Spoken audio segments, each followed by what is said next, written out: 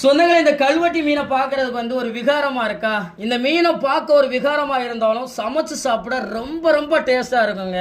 நம்ம சேனல்ல இந்த கல்வெட்டி மீனை ஏராளம் ட்ரிப் நம்ம சமைச்சு வீடியோ பண்ணியிருக்கோம். பிரியாணி இந்த மீனில் தான் நம்ம கிண்டி இருக்கோம். அதே மாதிரி மீன் குழம்பு வச்சு சாப்பிட்ருக்கோம், பொரியல் பண்ணி சாப்பிட்ருக்கோம். திரும்ப திரும்ப இந்த மீன் கிடைக்கிற நேரம்லாம் நம்ம சமைச்சு சாப்பிட்டுக்கிட்டு தான் இருக்கோம். இந்த மீனை பற்றி நம்ம நிறைய விஷயங்கள் சொல்லிக்கிட்டு தான் இருக்கோம். ஒரு சில பேர் இந்த மீன்களை பார்க்கறதுக்கு விகாரமா இருக்கிறனால ஒதுக்கி பார்ப்பாங்க. இந்த மீனை ஒதுக்கி பார்க்குற மீன் கிடையாதுங்க. உடனே வாங்கி சமைச்சு ருசி பார்க்கக்கூடிய மீன்.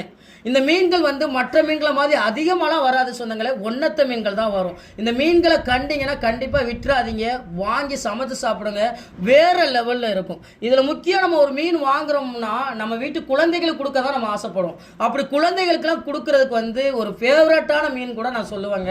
இந்த மீனை நம்ம சமைச்சு நம்ம பிள்ளைகளுக்கு பிச்சு கொடுக்கும்போது நீங்களே பாருங்களேன், மற்ற மீன்களை மாதிரி நம்ம பிச்சை சதம் மட்டும் வராது, அப்படி சொலையா கிழங்கு மாதிரி இருக்கும் சொந்தங்களே.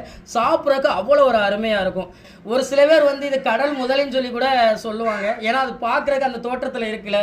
அப்படி இந்த மீனில் பிரியாணி கிண்டினீங்கன்னா மீனே உடையாது சொந்தங்களே, அப்படி கல் மாதிரி கிடைக்கும். ஆனால் மீனுடைய பீஸை சாப்பிட்றதுக்கு அவ்வளோ ஒரு சுவையாக இருக்கும். இந்த மீனை நீங்கள் என்னென்ன சமைச்சு சாப்பிட ஆசைப்படுறீங்களோ அப்படி சமைச்சு சாப்பிடலாம் சொந்தங்களே. உங்களுக்கு ஏற்ற மாதிரி ஒத்துழைப்பு கொடுக்கும் இந்த மீன்.